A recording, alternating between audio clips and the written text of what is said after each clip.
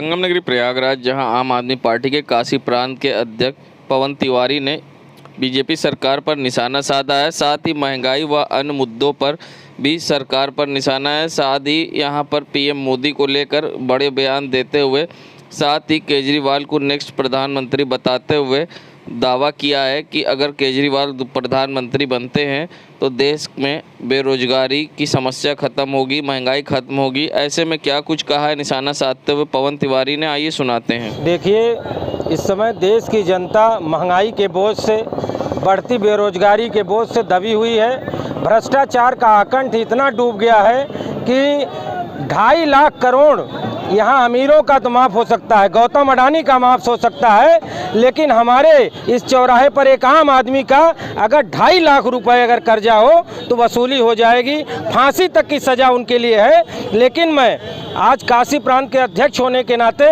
मैं ये गौरवशाली आज का दिन इसलिए समझ रहा हूँ कि अरविंद केजरीवाल जी अगर भारत के प्रधानमंत्री 2024 में होते हैं तो ये देश बच जाएगा।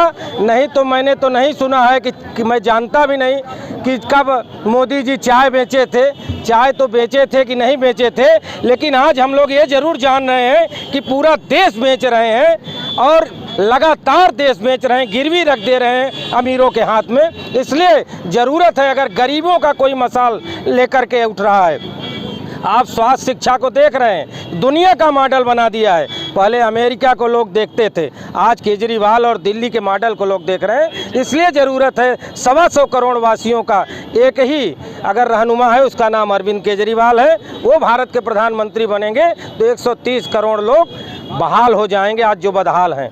मैं पवन तिवारी, काशी प्रांत का अध्यक्ष, आम आदमी पार्टी।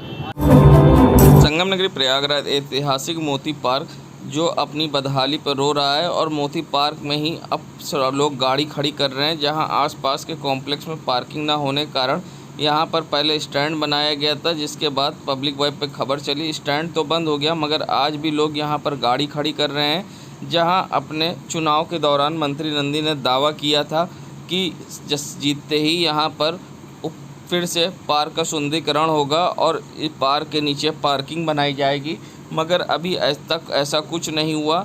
वहीं कांग्रेस के नेता इरशादुल्लाह ने यहाँ पर खड़ी हो रही गाड़ियाँ और बदहाल मोती पार्क पर लेकर सरकार पर निशाना साधा है। साथ ही मंत्री पर भी उन्होंने तंज कसा है। क्या कुछ कहा है इरशादुल्लाह ने, आइए सुनाते हैं आपको।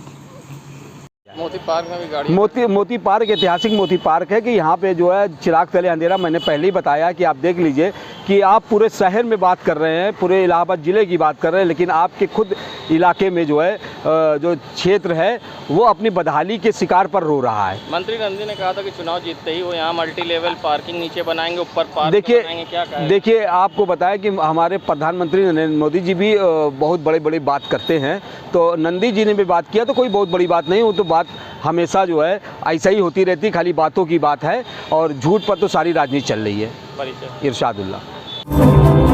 संगम नगरी प्रयागराज में जहां आनंद भवन में देश के पूर्व प्रधानमंत्री स्वर्गीय राजीव गांधी का बलिदान दिवस मनाया गया। कांग्रेस नेता संजय तिवारी के नेतृत्व में दर्जनों कांग्रेस नेताओं ने स्वर्गीय राजीव गांधी के चित्र पर फूल मालाएं भेंट कर उन्हें पुष्पांजलि अर्पित की। इस मौके पर कांग्रेस नेता ने स्वर्गीय राजीव गांधी के देश में औद्योगिक क्रांति और दूरसंचार के संस्थापक बताया और युवा वर्ग तथा महिलाओं को सियासत में लाने का विशेष प्रयास किया। इसके अलावा उन्होंने मतदान आयु सीमा 21 वर्ष घटाकर 18 वर्ष करने का कार्य भी किया। साथ ही उस दौरान ये भी कहा कि हम सभी कांग्रेसी कार्यकर्ताओं नहीं बल्कि सभी युवा पीढ़ी को उनके द्वारा बलिदान को याद करना चाहिए। साथ ही उनके द्वारा बताए गए पथ चिन्हों पर चलना चाहिए, जिससे युवाओं को प्रेरणा मिले। भारत रत्न, भारत के पूर्व प्रधानमंत्री स्वर्गीय राजीव गांधी का बलिदान दिवस है और आज हम लोग उनकी जयंती मना रहे हैं। उनका बलिदान हो गया देश के लिए, जो पंडित नेहरू के बाद आधुनिक भारत के निर्माता थे। कंप्यूटर जिस समय भाजपा ने 35 दिन सांसद बंद किया था, उस कंप्यूटर को ले आकर भारत में एक नई क्रांति किया और भारत में सिलिकॉन वैली की स्थापना की। पूरे विश्व में भारत अगर कंप्यूटर में आगे है तो राजीव गांधी की देन है। नौजवानों को राजनीति में सीधे भागीदारी उन्होंने किया, 21 वर्ष का मताधिकार दिया और तमाम योजनाएं जिससे भारत आज 20वीं सदी में प्रवेश किया तो राजीव गांधी की देन है। और राजीव गांधी नौजवानों के लिए प्रेरणा स्रोत थे, हम लोगों के लिए आदर्श थे और उनकी ये कुर्बानी हमेशा याद रखी जाएगी और उनकी किए हुए कार्य हमेशा याद रखे जाएंगे। संगम नगरी प्रयागराज में कोतवाली थाना अंतर्गत एक होटल के पास उस समय हड़कंप मच गया जब एक बाइक की टक्कर बस से हुई और पीछे से बाइक बस के नीचे घुस गई, जिससे बाइक चालक घायल हुआ है। गनीमत है कि ज़्यादा चोटें नहीं आई, मगर बाइक बस के नीचे जाके फंस गई। बता दें, यहाँ कोतवाली थाना अंतर्गत एक होटल के सामने यात्रियों की बस के जा रही थी, जिसके पीछे बाइक आ रही थी। अचानक किसी कारण बाइक स्लिप करी और बाइक जाकर बस के नीचे घुस गई, जिससे कि बाइक चालक को चोटें आई। बताते चले, जहां पुराने शहर में जाम की स्थिति होती है, ऐसे में कई बार हादसा होता है। अचानक ब्रेक लगना और पीछे से आ रही गाड़ी स्लिप करना, इस तरह की घटनाएं अक्सर होती है। बता दें, जहां बस के पीछे से बाइक घुस गई और जिसके बाद बाइक चालक को चोट आई, जहां स्थानीय लोगों ने बाइक को बस के नीचे से निकाला और चालक को इलाज के लिए भेजा। नगरी प्रयागराज, जहां व्यापारी और वैश्य समाज के लोगों ने आज श्रीकांत त्यागी के खिलाफ प्रदर्शन किया है। जहां बीते दिनों एक वीडियो सोशल मीडिया पर वायरल हुआ था, जिसमें नोएडा में एक श्रीकांत त्यागी नाम के व्यक्ति ने महिला से अभद्रता की थी, जिसका वीडियो सोशल मीडिया पर तेजी से वायरल हुआ था और जिसके बाद श्रीकांत त्यागी ने हाईकोर्ट का भी सहारा लेने की कोशिश की थी। बता दें, उसी कड़ी में आज जहाँ उत्तर प्रदेश सरकार से व अखिल भारतीय वैश्य समाज के लोगों ने मांग की है कि गालीबाज श्रीकांत त्यागी के खिलाफ कार्रवाई की जाए। ऐसे में क्या कुछ कहना है यहाँ पर अखिल भारतीय वैश्य समाज के लोगों का, आइए सुनाते हैं आपको। श्रीकांत त्यागी नोएडा का निवासी है। बनिया समाज की महिला के साथ अपमानजनक शब्दों का प्रयोग करते हुए गाली गलौज किया और बनिया समाज को नहीं, पूरे उत्तर प्रदेश क्या पूरे हिंदुस्तान बनियों को गाली दिया श्रीकांत त्यागी ने। आज उत्तर प्रदेश के मुख्यमंत्री से आज मांग करने आए हैं हम लोग, उस व्यक्ति के खिलाफ सख्त कार्रवाई होनी चाहिए, क्योंकि बनिया समाज ने भारतीय जनता पार्टी की सरकार बनाई, भारतीय जनता पार्टी के साथ कंधे से कंधा मिला के हमेशा रहा है। बनियों का नज़रअंदाज करना कहीं प्रदेश गवर्नमेंट को भारी ना पड़े। आज प्रयागराज में लोहे के व्यापारी आरपी गुप्ता के यहाँ 6 लाख की डकैती हो जाती है। उसके उपरांत आज 6 दिन होने के बाद भी कोई खुलासा नहीं हुआ। हम लोग मांग करते हैं उस व्यापारी के यहाँ जो डकैती हुई उसकी खुलासा होना चाहिए। इसी सब बात को लेके अखिल भारतीय वैश्य महासभा की महासम्मेलन प्रयागराज अध्यक्ष विजय गुप्ता।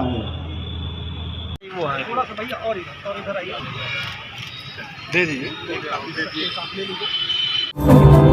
संगम नगरी प्रयागराज, जहां किसान यूनियन के लोग धरने प्रदर्शन पर 3 दिन से बैठे हुए हैं, उनकी एक मांग है कि अजय मिश्रा टेनी के ऊपर सरकार कार्रवाई करे, जो मंत्री पद दिया उसे वापस ले, क्योंकि अजय मिश्रा टेनी ने पत्रकारों और किसानों की जान ली है और इन पर कार्रवाई करने की मांग को लेकर अब किसान यूनियन के लोग अड़े हुए हैं। जहां जिला अध्यक्ष किसान यूनियन संजय गांधी ने कहा कि जहां जिस तरह से किसानों के साथ बर्बरता हुई है और साथ ही किसानों पर मुकदमे लगाए गए, उसे वापस लिया जाए, तभी हम धरने पर उठेंगे, वरना हम धरना जारी रखेंगे। ऐसे में क्या कुछ कहा है, आइए सुनाते हैं आपको। देखिए, राष्ट्रीय आह्वान पर हमारे चौधरी राकेश टिकैत जी का जो आह्वान हुआ था 18 तारीख को, 18 तारीख से आज 20 तारीख हो गई। 75 घंटे का हमारा ये आंदोलन चल रहा है। आज इसका 3रा दिन है। हमारी मुख्य मांगे 3 हैं। जो केंद्र सरकार में गृह मंत्री अजय मिश्रा टेनी, जिसने 4 किसानों की, 2 पत्रकारों की जानी बूझी साजिश तहत हत्या करवाई, गाड़ियों से रौंदवाया, उसे मंत्री पद से हटाया जाए, उसे जेल भेजा जाए। जो किसान गलत तरीके से मुकदमे में फंसाए गए हैं उनको रिहा किया जाए। इन्हीं सब मांगों को लेकर के 75 घंटे का राष्ट्रीय आह्वान पर ये आदेश हुआ, आह्वान हुआ। उसी के प्रपेक्ष में हमारे पूरे उत्तर प्रदेश के सारे किसान अपने अपनी जगहों पर, अपने अपने ज़िले की जगहों पर धरना प्रदर्शन में बैठे हुए हैं। जब तक टेनी को अपने पद से, गृह मंत्रालय जो उसको मिला उस पद से हटाया नहीं जाएगा, उसे जेल नहीं भेजा जाएगा, गरीब किसानों के ऊपर गलत तरीके से जो लगा मुकदमा वापस नहीं किया जाएगा, तब तक हम लोग धरना ख़त्म करने वाले नहीं हैं। अगर ऊपर से आदेश हुआ कि इसको बढ़ाया जाएगा तो इसको बढ़ाया भी जाएगा, क्योंकि सरकार इतनी तानाशाह हो चुकी है, महंगाई पर, बेरोज़गारी पर बात करना नहीं चाह रही है। सरकार के ख़िलाफ़ जो बोलता है उसके पीछे CBI लगा दी जाती है, ID लगा दी जाती है, IB लगा दीजिए, सारी जांच एजेंसियां लगा करके लोगों की बातों को दबाना का काम कर रही है सरकार। ऐसी सरकार, निकम्मी सरकार को, चाहे वो केंद्र हो चाहे राज्य हो, ऐसी सरकार को उखाड़ने का काम आने वाले 2024 में सारे किसान, मजदूर, नौजवान सब एकत्रित हो करके ऐसी सरकार जो चल रही है तानाशाह सरकार, इसको उखाड़ फेंकने का काम करेंगे। मैं जिला अध्यक्ष संजय यादव गांधी, प्रयागराज, भारतीय किसान यूनियन टिकैत। प्रयागराज, जहां मूल निवासी संघ के कार्यकर्ता पत्थर गिरजाघर पर एकत्रित हुए, जहां राजस्थान के जालौर जिले में इंद्र कुमार मेघपाल नाम के छात्र की हत्या के मामले में अध्यापक को फांसी दो के मांग की है और साथ ही राष्ट्रपति को ज्ञापन भेजा है। बता दें, ज्ञापन में मांग की गई कि जिस तरह से छात्र की अध्यापक द्वारा हत्या की गई है, ऐसे में अध्यापक को फांसी देने की मांग करते हुए मूल निवासी संघ के लोगों ने पत्थर गिरजाघर पर धरना प्रदर्शन किया है। बता दें, जहां राजस्थान में शिक्षक के पिटाई द्वारा एक छात्र की मौत हो गई थी, जिसके बाद राजनीति गर्मा गई है और जगह जगह प्रदर्शन हो रहे हैं। इससे पहले समाजवादी पार्टी ने कैंडल मार्च निकाला था। हम राजस्थान में हुई कि जालौर में जो एक शिक्षक के द्वारा 9 साल के बच्चे को पीट कर मार दिया गया, उसी के न्याय के लिए हम लोग आज पत्थर गिरजाघर सिविल लाइंस में उसके न्याय के लिए एकत्रित हुए हैं और राष्ट्रपति महोदया से उम्मीद करते हैं कि वो ऐसे शिक्षक को सजाए मौत दें, क्योंकि ये शिक्षक है, न कि कोई आम आदमी। और जब शिक्षक की मानसिकता ऐसी होगी तो हमारा कैसा समाज होगा। और मनवादी समाज के ख़िलाफ़ हमें अपने राष्ट्रपति महोदया से उम्मीद करते हैं कि वो कड़ी से कड़ी सज़ा दें उनको। और इसके लिए हम सरकार और केंद्र सरकार और राज्य सरकार को दोनों को दोषी मानते हैं, क्योंकि वो मनवादी मानसिकता से ग्रसित हैं और मूल निवासी समाज पर हो रहे अत्याचारों के खिलाफ उदासीन रहती हैं, ना कोई कार्रवाई होती है। अतः हम राष्ट्रपति महोदया भी उसी समाज से आती हैं, इसीलिए उनसे उम्मीद करते हैं कि वो इस पर जल्द से जल्द कार्रवाई करें और इंद्र कुमार मेघवाल को न्याय मिले और हम राष्ट्रपति महोदया को धन्यवाद दे सकें। मैं डॉक्टर R.K. वर्मा, जिला अध्यक्ष मूल निवासी संघ इलाहाबाद। संगम नगरी प्रयागराज के नज़ारा है सिविल लाइन के पौष इलाके का, जहां लगातार एड्रेसिंग सिस्टम के माध्यम से कहा जाता है कि नो पार्किंग जोन में गाड़ी ना खड़ी करी जाए। उसके बावजूद सिविल लाइन के सुभाष चौराहे पर नो पार्किंग जोन में गाड़ियां खड़ी होती है, जिससे जाम की समस्या होती है। ऐसे में आज नगर निगम व यातायात पुलिस ने संयुक्त कार्रवाई करते हुए टोचन वैन के द्वारा यहां नो पार्किंग जोन में खड़ी गाड़ियों को उठाया और साथ ही इनका चालान भी किया गया। जहां लगातार एड्रेसिंग सिस्टम के माध्यम से नो पार्किंग जोन में गाड़ी ना खड़ी करने के लिए यातायात विभाग के द्वारा अपील की जाती है, उसके बावजूद लोग यातायात नियमों का पालन नहीं करते हैं और मेन सड़क पर ही गाड़ी खड़ी कर देते हैं, जिससे कि जाम की समस्या उत्पन्न होती है और यातायात नियम का उल्लंघन भी होता है। ऐसे में ट्रैफिक पुलिस और नगर निगम की संयुक्त कार्रवाई करते हुए टोचन वैन से वाहनों को उठाया गया और इनका चालान किया गया, साथ ही मल्टी लेवल पार्किंग ले जाया गया। संगम नगरी प्रयागराज, जहां गंगा और यमुना का जलस्तर तेजी से बढ़ता जा रहा है। दोनों नदियां खतरे के निशान के बेहद करीब पहुंच चुकी। दोनों नदियों के बड़े जल स्तर के तटीय इलाकों में रहने वाले लोगों की मुश्किलें बढ़ा दी है।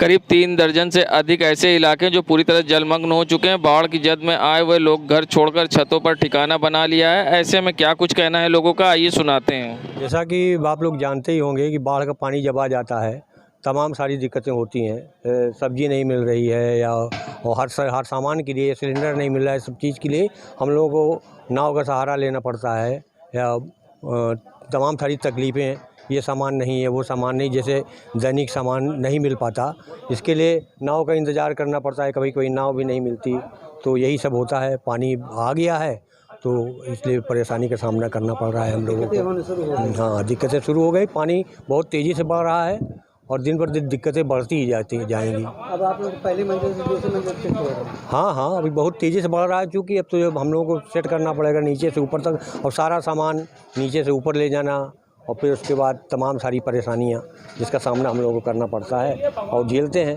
करना पड़ेगा ही। क्या नाम है सर? मेरा नाम हीरालाल यादव है, मैं उपाध्यक्ष दारा। बाढ़ के पानी का वजह से? बाढ़ के पानी निचले इलाके में रहने वालों को बहुत परेशानी हो जाती है, और गाड़ी आने जाने में परेशानी होती है। जो नीचे लोग रह रहे हैं उनको भी परेशानी होती है, उनको सामान लेकर के भागना पड़ता है। और हमारे यहाँ कोई जगह अब ऐसा नहीं बचा है जहाँ के गरीब लोग बेचारे जो रहते हैं वो रहें। और कीड़े मकोड़े सांप गोजर निकल आते हैं जो रहते हैं मैदान में, सब भाग करके जो है कमरे में आ जाते हैं। बड़ी परेशानियाँ होती हैं किनारे के रहने वालों में। क्या दिक्कतें हो रही है आपको भी? क्या अब दिक्कतें ये है कि अब प्रशासन की ओर से कोई सुविधा नहीं है, कोई वो नहीं है, सब परेशान है जनता। क्या नाम है सर? हमारा नाम कुल्लू यादव। संगम नगरी प्रयागराज ये नज़ारा है विकास कार्यों का, जहां पर आप देख सकते हैं स्मार्ट सिटी की सड़कों पर हल्की सी की बारिश के बाद सड़क तालाब बन गई है और सड़कों पर बड़े बड़े गड्ढे दिखने लगे हैं। जहां स्मार्ट सिटी की सड़कों पर दावे किए जाते हैं गड्ढा मुक्त सड़कों के, मगर हकीकत कुछ और है। आप देख सकते हैं बारिश के बाद यहां पर सड़क पर बड़े बड़े गड्ढे हैं और गड्ढे में जल भराव हो गया है। ये नज़ारा है करेली क्षेत्र की सड़कों का, जहां सड़कों पर हर तरफ गड्ढे हैं और बारिश के बाद जल भराव हुआ है, जिससे कि परेशानी का तो सामना लोगों को करना ही पड़ता है, मगर सरकार के किए गए कार्य और दावे भी सामने दिखने लगते हैं। जहां सरकारी दावों की अब पोल खुलकर सामने आ गई है, जहां नगर निगम द्वारा स्मार्ट सिटी की सड़कों पर आज तक गड्ढा मुक्त नहीं हुई है। ये नज़ारा है करेली क्षेत्र की सड़कों का, जहां सड़कों पर बड़े बड़े गड्ढे हैं। मस्तान मार्केट से 16 मार्केट की ओर जाने वाली सड़क का नज़ारा है, जहां सड़क पर बड़े बड़े गड्ढे हैं और आने जाने वाले लोग होते परेशान।